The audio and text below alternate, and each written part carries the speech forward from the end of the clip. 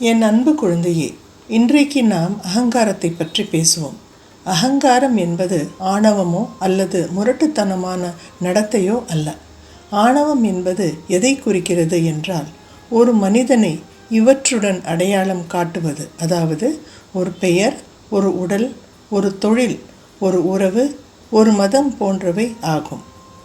உங்களுடைய உண்மையான ஆன்மீக வாசனையை வெளிப்படுத்துவதற்கு நிதானமாக இந்த அடையாளங்களை விட்டுவிட கற்றுக்கொள்ள வேண்டும்.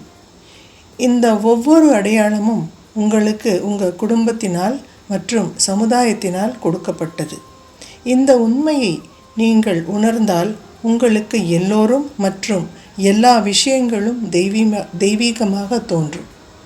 தேர்வு முடிவுகளை பற்றி நீ கொஞ்சம் கவலைப்படுகிறாய் என்பதை படபடப்பாக இருக்கிறாய் என்று எனக்கு தெரியும். கவலை வேண்டாம். நீ மிக சிறப்பாக வெற்றி பெறுவாய். என் ஆசீர்வாதம் எப்போதும் உன்னுடன் இருக்கு. சாய் போலते हैं